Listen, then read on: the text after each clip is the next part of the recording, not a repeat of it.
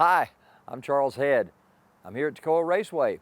I've been here at Toccoa Raceway a long time. I'm the announcer at this great racetrack.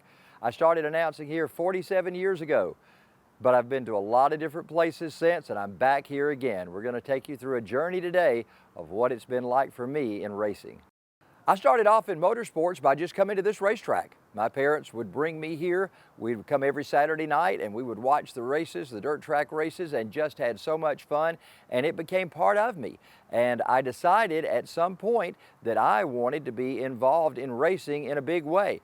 I don't know really how it happened. I just kind of evolved into it. I've had so many jobs in motorsports, it is unbelievable. I've been so blessed to be in so many different areas.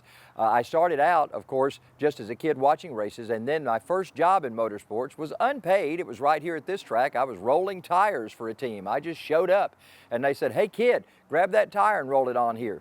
Next thing you know, I'm on the team. I'm a member of the pit crew. And so that has started evolving. I became the track announcer at this track in 1974 when I was 20 years old. And from there, it just grew. I started writing for motorsports magazines. I started writing a weekly newspaper article on racing.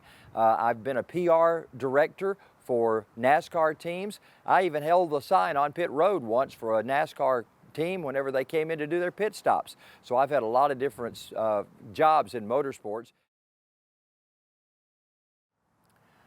Oh, my favorite race car interactions. So many from so many tracks. I can tell you every track and some favorite memory I have of a driver there. I was introducing the field for one of the NASCAR Cup races, and I'm standing beside the stage in what we call the bullpen area, and I've got my microphone starting 25th, and I'll read out the driver's name. Well, Dale Earnhardt Sr. and Darrell Waltrip were standing in front of me. They were getting ready to go up on stage and be introduced. And Earnhardt pulls my script out of my hand. Well, I was sharp enough to know all of the drivers, where they started, all of the sponsors, and where their hometowns were. So I just kept right on with my introductions just like I'd had my paper in my hand. And Earnhardt hit old Darrell Waltrip with his arm and said, "Hey, that boy over there's pretty good, ain't he?" And I wouldn't take anything for that memory from those two guys appreciating what I did. One of my most memorable races was a NASCAR race. I was announcing the race at Atlanta Motor Speedway. This was back in 2001. It was the week that Dale Earnhardt had died. He had died actually 2 weeks previous to this. They put Kevin Harvick in the car the next week at Rockingham. They come to Atlanta the next week. I was announcing that race. Kevin Harvick got his first win. And it was such a memorable time because all of Dale Earnhardt's pit crew and team, they had had it bottled up inside so long, they just had to keep working even though they were going through a mourning period.